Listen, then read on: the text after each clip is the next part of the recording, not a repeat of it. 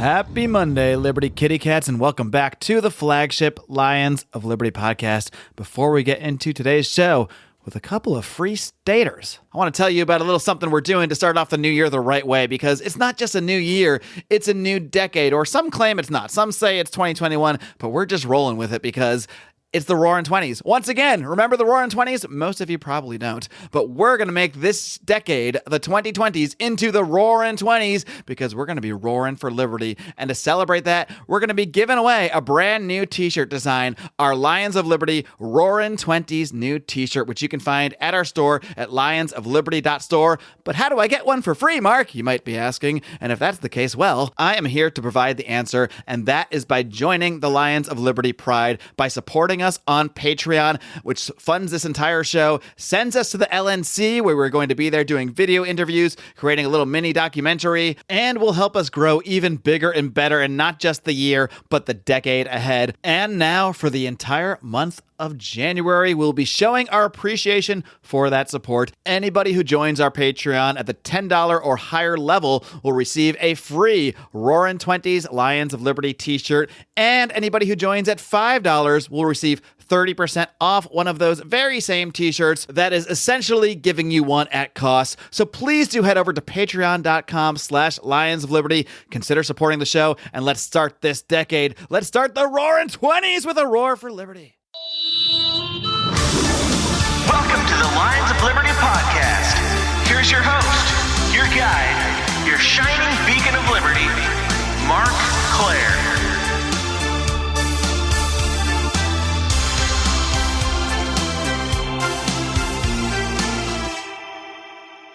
All right, Liberty Kitty Cats. Today I've got a very special show. It's special. It's always special, of course, but it's extra special today because I've got not one but two very active members of the Free State Project up in New Hampshire with me. First, he is the founder of the Free State Project. He wrote the original paper, which created the Free State Project way back in 2001. I'm very pleased to welcome Jason Sorens. Jason, are you ready to roar? Let's go. All righty. And next up, she is also a Free Stater. She is the founder of Bardo Farm and a former Free State Project board member. Very pleased to welcome Miss Jody Underwood. Jody, are you ready to roar? I am ready to roar.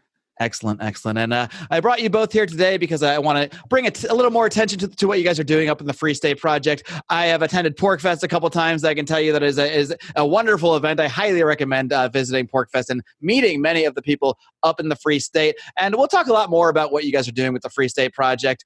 And as well, you have Liberty Forum coming up in a couple weeks. But first, I want to get to know you guys a little bit better. So I want to start off learning how each of you first got down the path of liberty. How did you first learn about these ideas? Jason, we'll start with you. What first sent you down the path to the ideas of liberty? Yeah, I would say really what got me seriously on that path was when I did an after-school program in high school called the 10 Pillars of Economic Wisdom. I later learned that just a few years before I went through the program in Houston, Texas, someone else did. Ted Cruz actually did it in Houston really? A few years before I did. I've heard of that guy. Yeah, he may have picked up something on the economics, but maybe not the whole picture. So that was really a program where we learned free market economics, and I read everything that they sent me. They sent a lot of Mises and Hazlitt and even some Rothbard, and I devoured it all. And I didn't have a label for those ideas, but I was definitely persuaded of the value of free markets and individual liberty, and just sort of grew in that as I explored those ideas further. Jody, what about you? What first sent you down this wacky path of libertarianism? I mean, it's interesting to think of it as a path rather than identifying a realization, if you will. So there were really two things, I think, that got me to the label anyway.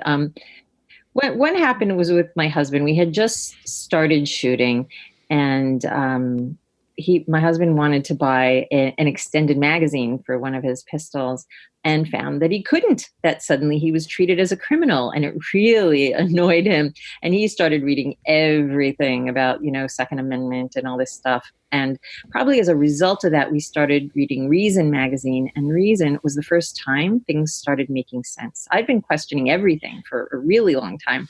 And suddenly it was like, oh, libertarians think like me. Got it. So that was really my story. And that's also actually how I heard about the Free State Project, was through Reason magazine.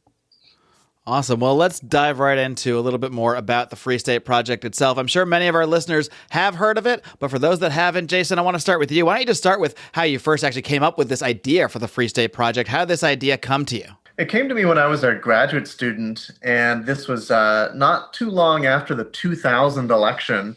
So this is a while ago, about a decade and a half ago, and I had been a little bit active in libertarian politics, and I was disappointed at the direction that national politics were going. And at the same time, I was doing a little bit of research. I was actually working on my dissertation in political science, and my research was on secessionist movements around the world, movements for independence. And basically the way that governments responded to them. And one of the things I found was that in countries that have secessionist movements, we've seen more decentralization of power as central governments try to mollify voters that might otherwise vote for independence. Well, they're giving them autonomy instead. Look at how much autonomy Scotland has gotten over the years because of the United Kingdom's desire to prevent it from gaining independence. And I noticed furthermore that over time, most countries are becoming more decentralized.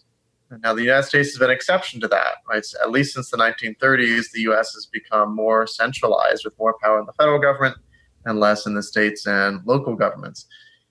But if that trend overseas came to the US, it would imply that states would become really important over time.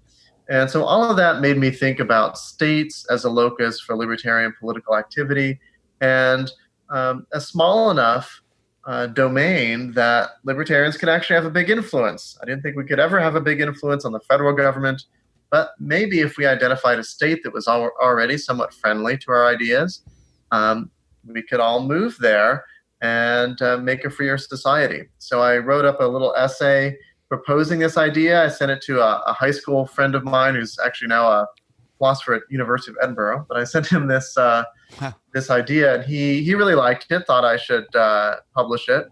So I sent it to this little online journal called the Libertarian Enterprise, and the editor at the time wanted to sign up right away. So I figured I might be onto something. And after that essay came out, about 200 people emailed me saying that they wanted to make this a reality. And that's how the Free State Project was born. And at that time, did you have a specific state in mind, or was it more just the general idea? It was really just the general idea. I mean, we knew we wanted to choose a smaller state that was friendly to libertarian ideals already. Right. And we left it up to the voters to decide. The first 5,000 people who signed up for the Free State Project had the right to vote. We ended up with a list of 10 states, and people could rank all 10 of those states. We chose the state that defeated every other state by a majority head-to-head. It's called the Condorcet winner. And that state ended up being New Hampshire. I'm curious, were there any other states that were kind of close contenders, or was it pretty much a blow away? It wasn't terribly close, but the closest competitor state was Wyoming. So Wyoming defeated every other state except New Hampshire, and voters preferred New Hampshire to Wyoming, I want to say 57 to 43%. That was basically the margin of victory. And I think it helped that the governor of New Hampshire was the only governor of the 10 states we were considering to actually support us, sign up as a friend of the Free State Project, and encourage us to choose his state. Wow. And Jody, you mentioned you first heard about the Free State Project through Reason magazine. When did you go from just sort of an idea that you heard about and thought was interesting to something where you actually became signed up and actually became a Free Stater? So when we saw the ad, we thought, wow, what a great idea. Next time we're ready to go on an adventure, let's consider that. Let's think about New Hampshire. We didn't read anything about it. We didn't know about sign up, beforehand or whatever. And so then a few years later, we actually found ourselves wanting to go on such an adventure. We were living in the Philadelphia area outside of there, and we had made a couple of friends who wanted to change. They wanted to live in the country, live off the grid, and this was down our alley also. They wanted to live near skiing. She was from Vermont, actually, and he just wanted to live up there anyway. So we're like, oh, wait, New England, let's do New Hampshire. Let's look into this. And so then we started looking into the Free State Project and just really liked the idea of it. And we found a house in our first visit that we bought, a house in a large property, actually. So we live on 210 acres off the grid. So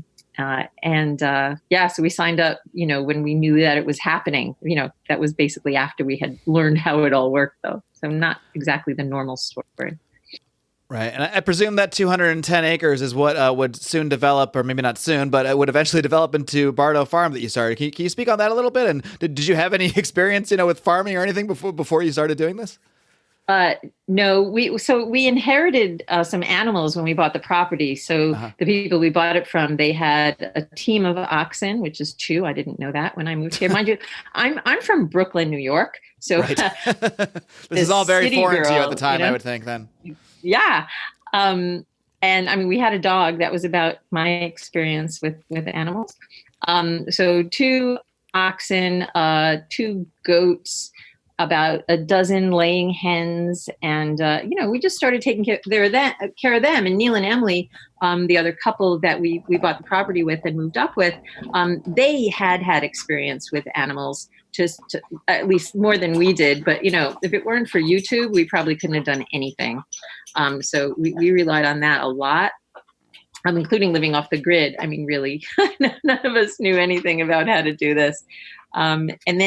So Neil and Emily got married about a year after we moved up, and a wedding present they got was 2 piglets. Now, we had been thinking about getting pigs prior to that, and so somebody knew that and bought them. I say us. I took all of the presents from the wedding to be all for all of us. Bought us 2 piglets, which we started taking care of, and that was basically the start of it. After the 2, it was like, wow, that was easy. Let's do it again. So we raised them all spring and summer, and then we harvested them in the fall. We had people in town help us learn how to do the harvesting, and then came in and coached us while we did it. I mean, it was amazing. Just people we barely knew. These weren't even Free Staters, but our town is filled with like-minded people. It was just the greatest experience. And so after the next year, we did 4, and then more and more. And then Neil and Emily decided they wanted to really grow the farm.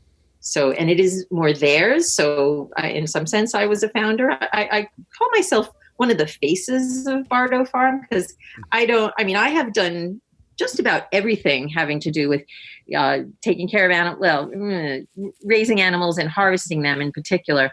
My husband has a much bigger role than I do these days, but it's Neil and Emily's farm at this point, Neil and Emily Smith. Gotcha. So it wasn't necessarily the plan. You just sort of fell into it and have learned everything along the way. Yeah, it was just doors opened, and we opened them wider is better how I would look at that. Yeah. Do you find that to be sort of a common path for not necessarily starting a farm, but for people that move to the Free State? They kind of have this idea that they want to go do it. They might not necessarily have planned it all out, and this is something either of you can speak on, but they just sort of show up in the community and sort of helps them along and helps them build a life there. You get all different kinds of people moving here. So some people come with jobs in hand. They want to find a job before they come. Some people show up and don't even know what they're going to do. And some of them find help and some of them don't. It depends on what they're looking for. Many people, though, talk about wanting to start a homestead and just raising their own meat and vegetables and stuff like that. So, I mean, it's just all sorts of people show up for this project. That's my experience. Maybe Jason has a different experience. I think that's right. Some people have the ability to work remotely. But some of them often find that once they get here, they find better job opportunities. So people's lives take interesting evolutions. In my case, I started out with a temporary job that ended up being not so temporary, and then I ended up with a better job and moved elsewhere in the state. So that's the kind of thing that happens. In general, taking the leap, provided you've built up some skills and you've built up some savings, tends to work out because it's a state that's pretty economically dynamic, and you can find help and you can find good jobs and good opportunities if you're looking for them. How much would you say that the Free State Project, or maybe just the Free State, many members of the Free State Project, how much would you say their activity is more focused on politics, on like changing the actual politics and laws locally, versus just say like lifestyle type stuff, like trying to get off the grid, trying to build a separate life that is more free of the state? And again, either of you can speak on this. I think there's a mix there as well. In terms of people who really exert a lot of activism in the political realm, I would say it's a minority. I would love to see more people who are dedicating some of their free time to those kinds of activities. There are a lot of people who are sporadically active in the political arena, or who take opinion, or, who have opinions, who kind of vote and maybe throw a few dollars toward a candidate who's maybe a friend or something like that, but are not consistently active. And then there are some who are super activists. And then there are those who are more interested in the lifestyle side of things, or who are active in other areas like education or media. There are regular market days now around the states.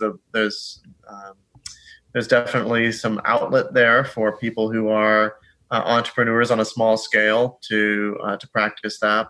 So we do get all types. I would say probably a large majority of Free Staters do see changing the policies here to make the state a freer place as a core objective of the Free State Project, but not everyone has talents, or time to become a legislator or do a lot of that really serious activism. All right. And Jody, from the little I know about you, I feel like you're a little bit involved in both aspects of this. Obviously, the farm is sort of one side of things, but I know you've been very active on the issue of school choice. So can you speak to that issue a little bit in New Hampshire and the work you've been involved with to that end? Sure, but I just want to sort of finish up on that previous point. So Sure. Absolutely. I really do very little with the farm. I telecommute. I work right. for a company in a different state, and I travel a lot. So, and I have a full-time job. But education, right? So I got myself on the school board in Croydon, in my small town of Croydon, population about 700 people, and I have a PhD in education, and I have spent the last 30 or so years focusing on some aspect of education or learning or helping people to learn, or research in education and so on. And my area is I call myself a learning scientist, and I focus on using technology for learning. That's my area for professionally. And so since school is my thing, I started going to school board meetings, and I was just listening. I just wanted to see how it worked. I knew nothing about how schools work in New Hampshire. And I don't know, some number of months in, one of the people on the 3-person school board was leaving the state, and so was stepping down. So they asked me if I wanted the position. And I said, sure. So I got appointed to the school board in October 2010, I guess. And I had to run that following March, and I'm now finishing my 3rd full term, which is 3-year terms. So I've been on the school board for over 9 years. And what can I say about that? Well, when I first got on the school board, we were already starting to look into school choice. So the neighboring school district, where we were sending all of our grade 4 through 12 students, they were a failing school district. based on the No Child Left Behind and how they define things. And it's like 3 years in a row, kids not improving and not doing well and so on. And so we took a poll in the town to see if people were happy sending their kids to a failing school district, and what they might like instead, and gave them options, tuition kids out to another school district, give school choice, stay with this school. And this school has been here for generations, like generations of people in Croydon were going to Newport schools. And 2/3 of those who participated in the poll said that they would like school choice. So we started moving forward to get school choice happening. And that's what we did. I was chair of the school board when the final things had to happen. The big deal in Croydon was that we asked the town what schools they would want to send their kids to, and they listed everything under the sun. Mm-hmm. Religious, private, public, far away, nearby. I mean, like everything in New Hampshire. So we put that all in our withdrawal plan to say, this is what we want to include. We didn't look up the laws to see what's allowed. We just put it all in there. I imagine that includes homeschoolers too, and people that don't even want to, actually be in a physical school. Well, that's different. I mean, anybody could homeschool, right? But this is where you wanted to have the tax dollars pay for. We didn't say to pay for homeschooling. No, actually, we did not. Nobody asked for that specifically. I got you. Because I know in some states there are actually a lot of hurdles to people who do want to homeschool. So I didn't know if that was any kind of aspect of what you do. No, and that's a whole separate issue that somebody else. A couple of other people involved in the Free State Project got involved with and made homeschooling way better in New Hampshire than it had been. And they made that big change in about 2012, I want to say. Gotcha. And I can talk about that too. I mean, I can quickly talk about that. So now there's only 2 requirements for homeschooling, and that is that you report once that you're going to homeschool your child. And I love this one. And that at the end of the year, basically you have to either keep a portfolio or do testing, but you don't have to show anybody the portfolio or the results of the test. You just have to say you're doing it. You just have to do it. Yeah, that's right. Not too bad as far as state requirements go. Exactly. But anyway, private schools was the big deal here. So the state said you can't send kids to religious schools on the public dime. So we were like, okay, fine. So we'll take that off the list. But they said, but you can private schools if they are approved by the state. So we look, and sure enough, they're approved. So we kept them on our withdrawal list. And so then we started sending kids to private schools. 3 kids that first year decided to go to a local Montessori school for 5th grade. I guess it was 4th grade back then. We've since expanded Croydon Village School to 4th grade, but we were only up to 3 in the beginning. So 4th grade, they went to Montessori school, and suddenly somebody filed a complaint with the state and said that we couldn't do that. And I was like, wait, you gave us permission to do that. How can you tell us not to do it now? What's more, they told us to remove the kids right in the middle of the year. This is in February. And I'm like, really? Commissioner, goodness, what was her name? Barry, Virginia Barry. You didn't think about removing the kids in the middle of a year from environment? That's like the worst thing you can do. And she was like, oh, right. Good point. We'll wait till the summer and do this again. Oh my God. They're really not thinking about the students. So this came to a lawsuit. They basically couldn't show us why we had to remove the kids from the school, which is what I kept asking for. And so they took us to court, and it was a crazy, I have the transcript of it, and the things they were saying in this court case was, just amazing. And the court ruled in favor of the state anyway. Things like, so there's this thing that says, school boards are allowed to send their kids to blah, blah, blah, but not limited to public schools, high schools, and other literary institutions. What does not limited to mean? The judge asked the state lawyers, and they said, well, I don't know what it means, but it couldn't possibly mean private schools because we don't do that. That was her answer. And of course she was lying, because we do that. Border towns around Vermont and Maine send their kids to private schools in those states, just not in New Hampshire. We can't send kids to private schools in New Hampshire. So, unbelievable. So we lost that. But at the same time, I shepherded a bill through the state legislature to include private schools in the schools that you're allowed to tuition your kids to. And so that still stands. So I got involved in politics from a few different sides back then. Yeah. The long answer to your question. Thank you. No, long answers are great. Jason, well, this is actually a question for both of you, but I want to start with Jason. I'm curious, what is the most rewarding aspect of being a part of the Free State? And I got to think, Jason, for you, part of that is just seeing this idea you've had all those years ago actually come to fruition and see all these people continue to move to the state to the point that I believe, I'm not sure exactly when it occurred, but I believe in the last couple of years, the actual trigger where the number of people, I think it was 20,000, correct me if I'm wrong, joined and signed up and agreed that we will move, within 5 years. But feel free to speak on that, any aspect of that you like. Yeah, I mean, what's really been fantastic is to see all the different directions that people have taken it. And that's the kind of thing that I certainly could never have imagined or even conceived when this project got started, that, that there would be such a big dimension to this that was more social and community oriented, that people would get involved in things like homeschool co-ops, and that they would start businesses. I mean, it all makes sense, but to actually see it happening is really gratifying and humbling, because it was the original idea that made all of that possible. It made it possible to bring a bunch of like-minded people together who can work together to solve problems and to create a community. So that's one of the biggest sort of unsung positives about making the move to New Hampshire. You are now part of a community that has many different aspects to it, many different subgroups that you can get involved with.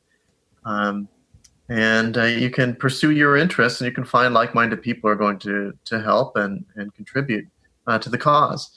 So that is been really exciting to see. And I've been really excited to see also the political and policy success that's happened here in New Hampshire. A lot of Free Staters have been elected to the legislature over the years. I don't know offhand what the number is right now, but something like between 17 and 20 Free State Project movers are now elected representatives in the state legislature. And in addition to that, there's a bigger group, probably about a 3 to 4 times bigger group of legislators who are more or less libertarian. And what we've seen is that a lot of the so-called natives in New Hampshire have been activated by Free Staters coming in. And nowadays, actually, we often use the term pork, short for porcupine, to refer to not just Free State Project movers, but people who are libertarian or classical liberal here in New Hampshire, more broadly speaking. So those divisions between that distinction, I guess, between those who've moved and those who are here before, it's really kind of fading over time. And so we've had this big faction in the legislature, and they've gotten a lot done. So we've seen, for instance, civil asset forfeiture reform. Now, New Hampshire is one of a handful of states where you actually have to have a criminal conviction before you can seize and forfeit someone's property. And that what a novel idea. yeah, exactly. It seems like common sense. I think it's what most Americans would support, and most probably think that is the law, but it isn't in most states, and it isn't for the federal government. But we had a Free State Project mover who wrote that bill, and it got signed into law. So New Hampshire has become a lot freer over the last decade, and I think the Free State Project had a lot to do with that. Jody, what about you? What's been the most rewarding aspect of living in the Free State, being a Free Stater?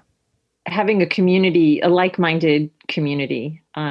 It's more than just the social life, but it's the feeling that I can say anything that I want, and whether we agree or not, right?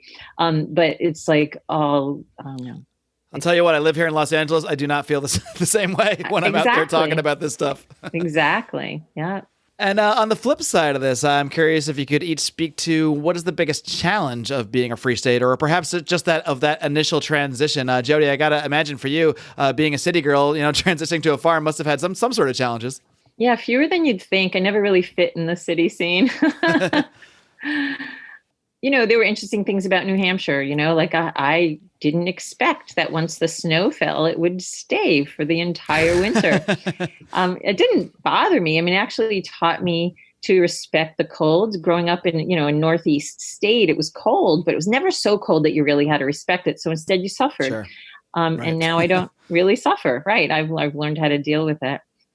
But yeah, that wasn't the big challenge. I mean, one of the challenges is there's some rumors spread about free staters that we're freeloaders or that we want to take over.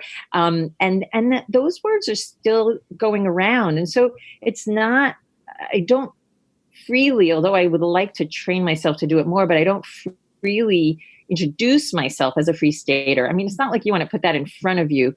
But then again, why not? You don't have an insignia that you wear around town. Well, I do actually. I have a porcupine magnet on my car. Oh, well, there you go. I totally do. And those are nice little secret handshake, because nobody knows what it is. Right. What is that weird porcupine thing? Who knows? But I've had Jason, people come up to me, like in a gas station, like, "Hey, are you free stater?" And it's nice when it's positive. Right. Yeah. Jason, what about you? Any challenges you can speak to? Yeah, I will say that where I live now in Manchester, the snow does not stay all winter, at least not this winter. Not this winter up here either, Jason. I can't believe 3 times the snow has melted already, and it's like 40 degrees today again.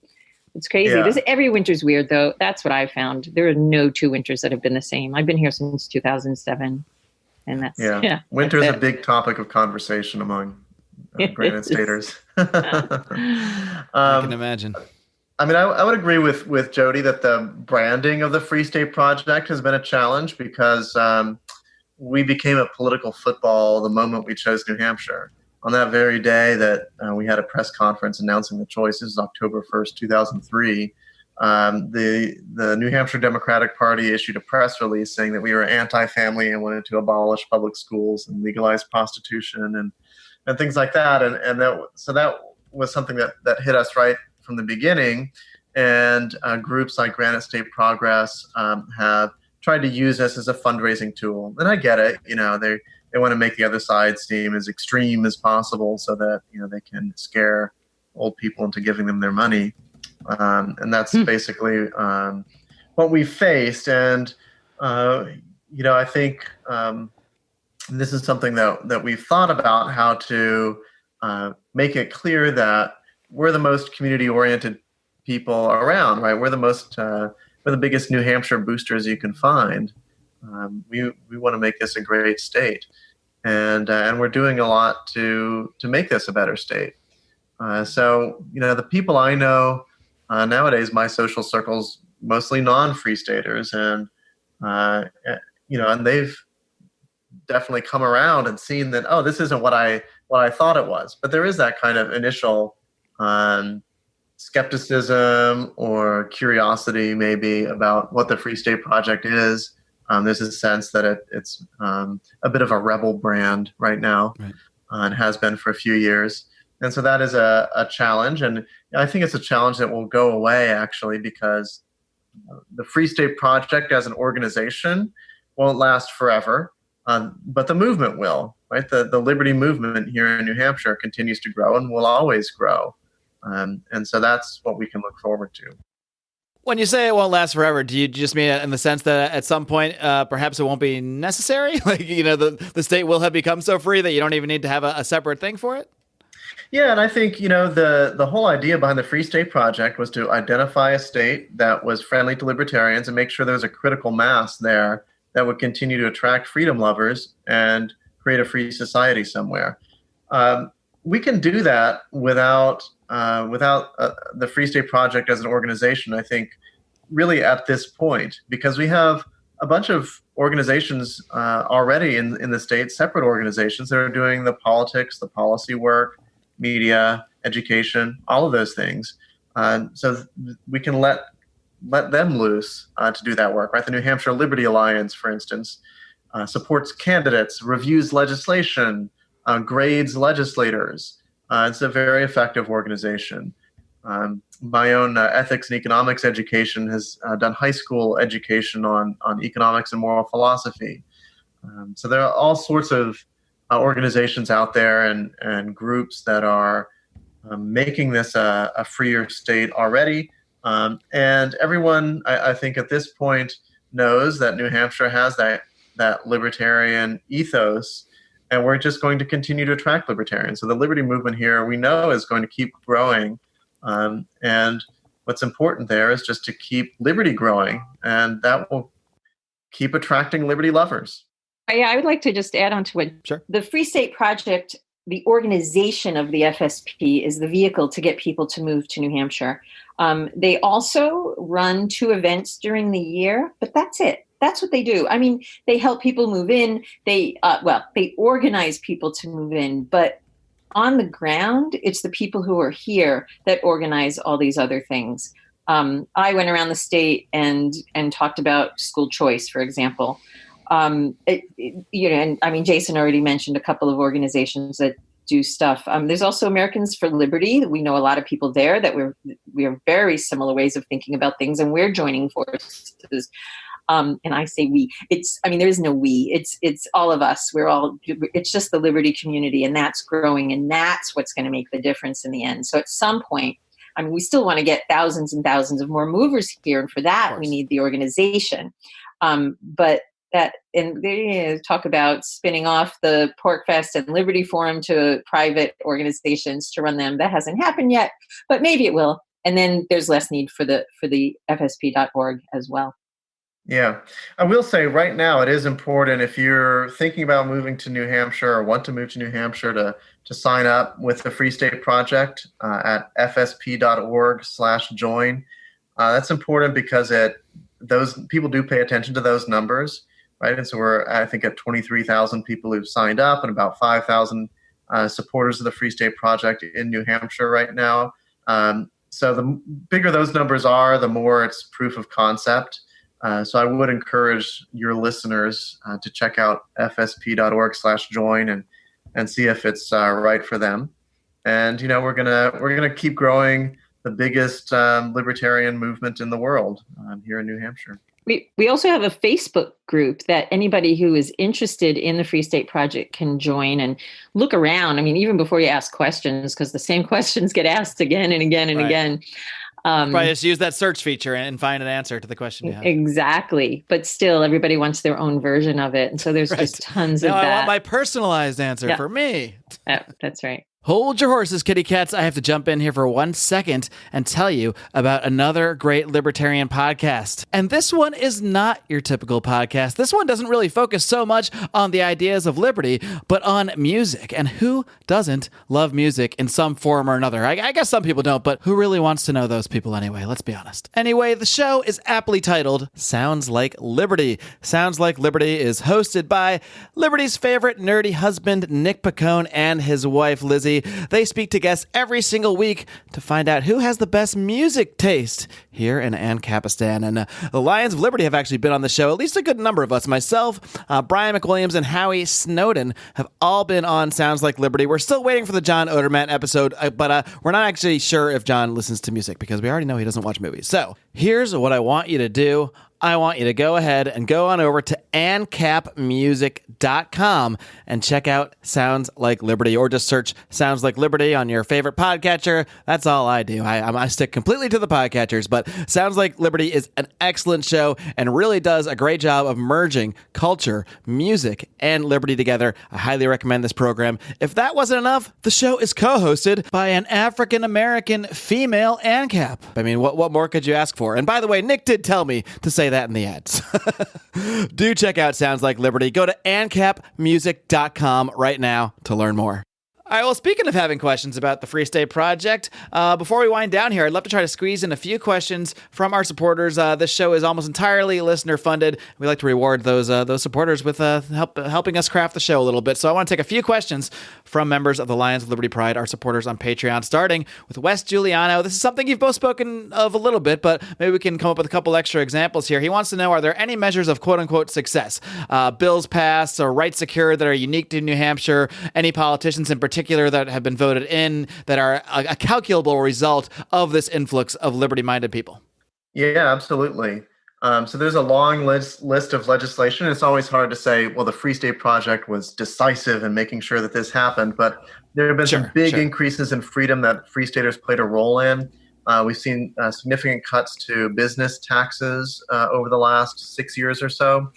We saw the state repeal its certificate of need law for new hospitals. I think it's the only state that's done that over the last decade.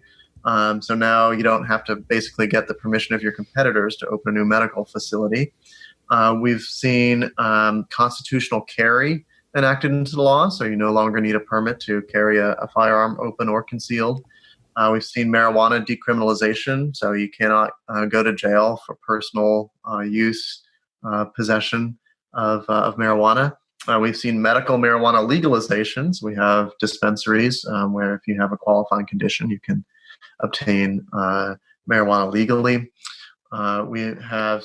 Can I jump in on that one for a second? We were the first legislature that voted for medical marijuana. Everywhere else, it was referendums. That is an interesting fact. Yeah, I mean, California did in the 90s, but it was just the people voting. But this is the first time you're saying elected officials have to have made that decision. Yeah, we don't have ballot initiative, which is the reason why we don't have recreational yet. But I think it's actually better on balance that we do not have the ballot initiative, because states that have the ballot initiative, they may have legal marijuana, but they've got higher minimum wages. They tend to have stricter smoking bans. There's a lot of populist policy that you get that's negative when you have the ballot initiative.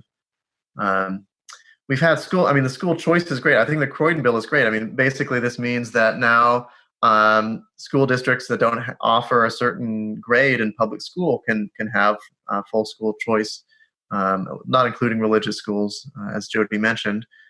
We've also deregulated homeschooling. And we have a tax credit scholarship law that's one of the best in the country, where businesses can make contributions to a scholarship fund. Basically, the tax credit is almost 1-for-1 once you include both state and federal. So a lot of businesses are now contributing to this, and it pays for tuition for private school, but also homeschool expenses. So that is a great program that's continued to grow. I mentioned civil asset forfeiture reform. We've had a number of other smaller things like legalization of micro and nano breweries that has helped fuel an explosion in brewing here in New Hampshire. I'm curious, just to stop you for a second there. What is the difference between a nano brewery and a micro brewery? Yeah, it's basically defined in law depending on the amount of volume that they do. And so now you can be a very small sort of, almost household level brewer, and you can sell directly to consumers on site. So that's something that not every state has. But it's just a different sort of regulatory classification, I guess. We've seen New Hampshire freedoms on both the economic and personal sides of the spectrum really increase over the years. All right, I want to move on to another question that you kind of addressed at the top of the show, but this is actually two different questions from two different people that sort of address the same topic from different angles. Cale Lammerts wants to know why New Hampshire. It's too cold there. He wants to know if you'll franchise it and come to Texas, where Tyler Colford, longtime supporter of ours, he's wondering if New Hampshire has a population of 1.3 million and Vermont only has a population of just over 600,000. Wouldn't Vermont be a more viable state to take over? So those are two very different states that they would like to see this occur in. Can you speak to each of those aspects? Yeah, I guess I would say that Texas is way too big and Vermont is way too statist.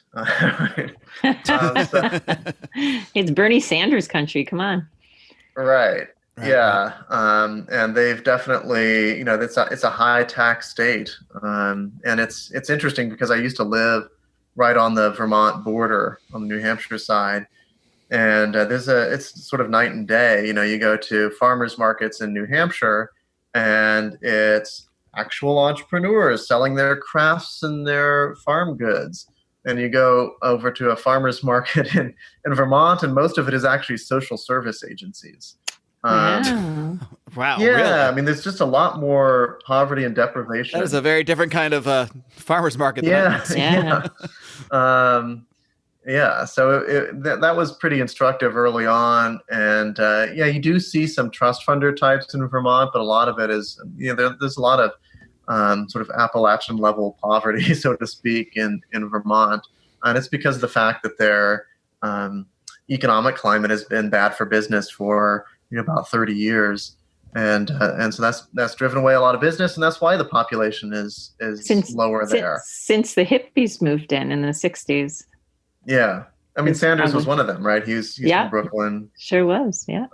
Ben and Jerry. Those darn hippies with their peace, love, and status. Well, they turned into statists. I just don't get that. They were all anti-government back then, and then they just turned into statists. It has to be a psyop of some kind. That's the only explanation. Austin Broderson wants to know, how active are the Free Staters in the Libertarian Party specifically compared to libertarians in other states? I know there was a lot of hoopla recently when one old Vermin Supreme won the Libertarian Party's New Hampshire primary, which is not an official vote of any kind. It's more of just a straw poll, but there was a lot of hoopla about that. What do either of you have to say about the involvement in the Libertarian Party that you see Free Staters tend to have or not have? Well, my next door neighbor is Nick Sarwark, the national chair. So there's one. There's a pretty big one. He's fairly active, from what I understand. There's definitely a robust Libertarian Party here, but there's also, I would say, a difference of opinion among Free Staters about the utility of working within the Libertarian Party. I mean, every Free Stater who's actually been elected to state level partisan office has been elected as either a Republican or a Democrat, mostly Republican, but a few Democrats. So you can get elected and have a big impact as a non-libertarian, with that big L. We even had an anarchist, a self-declared anarchist, who was elected as a Democrat a few years ago and got on. He made it onto, I think it was the Daily Show, wasn't it? Or was it the Colbert Report? Because he ran against his roommate. And I remember that. This was I forget his name now, but his roommate was the Republican candidate and he was the Democrat, and he was the harder core libertarian than his roommate. So anyway, so if you're a libertarian, you can maybe be active in statewide races in the presidential race. The big battle here, as everywhere else, is often for major party status. And so that's something that you have to get every 2 years. And that forces the libertarians to run candidates for governor and U.S. Senate and so on in order to achieve that 3% hurdle that they face.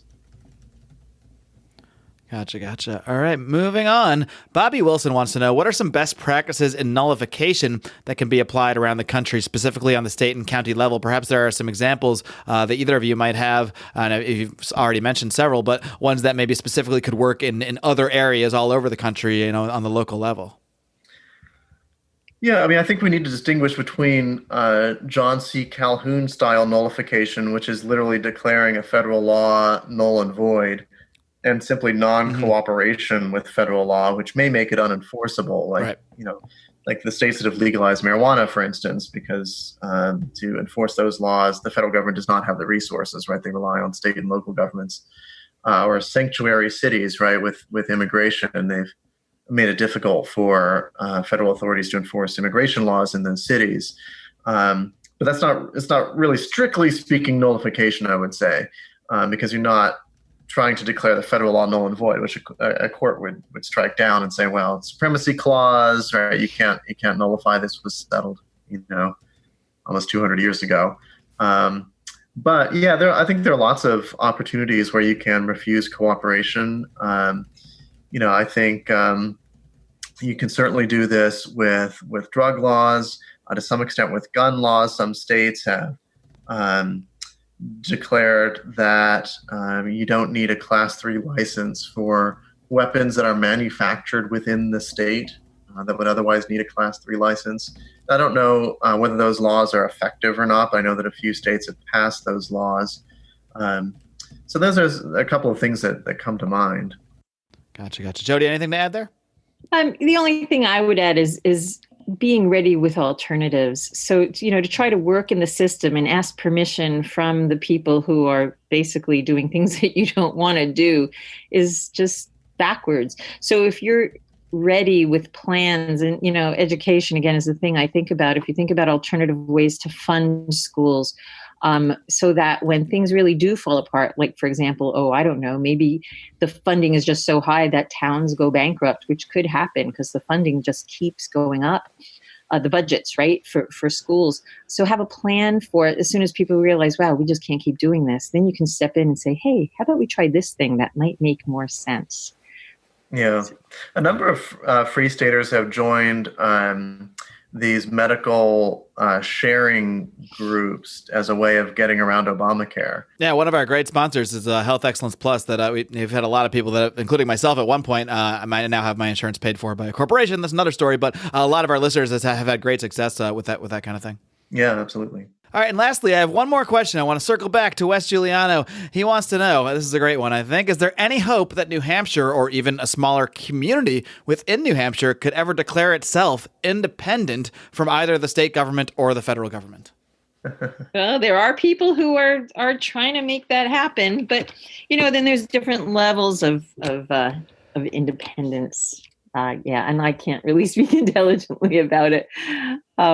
Yeah, I mean, I think we can always push for more self-government, and then where does that end up, right? Right. Right. It might end up with independence, or it might end up with something less. There is a group called the Foundation for New Hampshire Independence that's pushing that here in New Hampshire. I think it's pretty far off as a goal, but it could always happen if that's your thing. You could certainly come here and try to make that happen. I think personally that there's a lot still to be done, even in New Hampshire, to make the state and local governments freer. And so that's where I want to put my energy, because I've seen we've had so much success there already, things that actually are improving people's lives right now.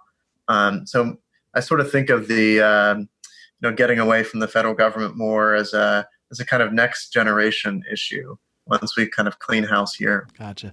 All right. Well, guys, thank you so much for joining me on the show today and telling us more about the free state of New Hampshire. Before I let you guys go, I want to give you both a chance to sort of give a final pitch to anybody out there who might have been intrigued by the idea of the Free State Project and, has maybe thought about it, but just said, I don't know if it's for me. Could you maybe just give a last sort of an elevator pitch? If you happen to run into somebody in the elevator that sees maybe they see your porcupine pin and says, what's that about? And you got 90 seconds. Just give them a little pitch on this idea. And while you're doing that as well, you can also feel free to promote anything else that you've got going on personally in terms of your own projects. And of course, plug away on the upcoming Liberty Forum. I'll let you both take it away. Jason, I can start with you. Yeah, I would say you have to come and see it for yourself and see what's happening here. So come to Liberty Forum, which is February 1st and 2nd.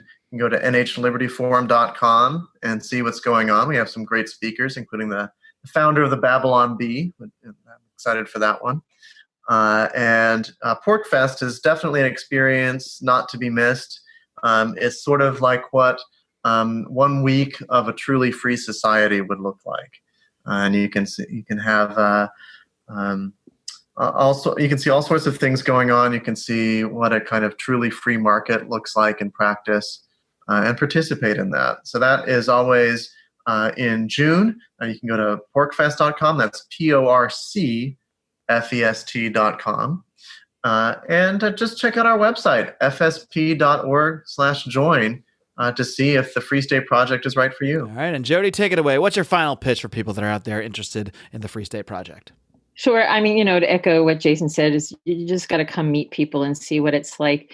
But the one thing that I see a lot in the Facebook group is people are saying, hey, there's other states that are freer in certain ways than New Hampshire. How come New Hampshire doesn't do this yet? And the answer is this is the Free State Project, not the Free State. We're working on it, and we need more people on the ground. If it already was, you wouldn't need the project. Exactly. Yes. So that's the thought I would leave you with. All right. Well, thank you guys both so much once again for coming on today. I really had a great time, and I'm happy I'm happy for any attempts or any experiments or any new methods in ways we can bring more liberty about or interest people in those ideas. So I'm always happy to highlight those projects. And definitely if you're in the area, try to attend Liberty Forum, and I highly recommend attending PorcFest as well. I've had an amazing time there the both times that I've been. So Jason, Jody, thank you so much for coming on the show today. Keep up the great work. Keep on roaring. Thank you. Thank you very much, Mark. All right, amigos, that does conclude today's flagship Lions of Liberty podcast. And I say flagship because it's not just me. Of course, the Lions of Liberty podcast is what started this whole thing, but we have since expanded, and we now have 3 amazing shows on one feed. So after you're done with me on Mondays, you can hop on over to Brian McWilliams every single Wednesday with his very unique and very ranty and very sometimes, well, what can I say, completely insane look at comedy, culture, and liberty on Electric Liberty Land, while our good friend John Odermatt wraps things up every single Friday with his extremely important, extremely hard-hitting look at the broken criminal justice system every single Friday on Felony Friday. That's why you got to hit that subscribe button no matter where it is you listen, whether it's on Apple Podcasts, Stitcher Radio, YouTube. We're on YouTube. You can find us on Spotify. Wherever you find us, just hit that subscribe button because you don't want to miss any one of our 3 great shows. Sometimes we even have more. Last week we had the Drunken Democratic Debate Recap featuring special guest Monica Perez. We probably talked about the debate for about 2% of that show. So, but it was a really fun time with Monica and Howie. Make sure to go back and check that out if you have not already. And don't forget, this show is almost entirely listener funded. So please, if you do enjoy the work we do here at Lions of Liberty, please do check out our Patreon at patreon.com/Lions of Liberty. There are also other ways you can donate directly, paypal.me/Lions of Liberty, as well as via various cryptocurrencies, all of which you can find over at lionsofliberty.com/donate. Of course, the Patreon is the easiest way to gain access to all of our bonus audio and video content. For as little as just $2 a month, you can get into our secret Facebook group, as well as access all of the live streams that we do, including those Democratic debate recaps. And don't forget, all this month, to anybody that joins the Pride at $10 or higher per month, you will get a free new Lions of Liberty Roarin' 20s t-shirt, and anybody who joins at $5 or higher, which is the level you need to be at to get access to all of our bonus audio content, you will get 30% off one of those t-shirts. We're going to give you one essentially at our cost. So please do check that out, patreon.com/Lions of Liberty. That's all I've got this week, my friends. Do not forget to tune in to Brian on Wednesday on Electric Liberty Land and wrap up your week with John on Felony Friday. And until next time, my friends, live long and live free.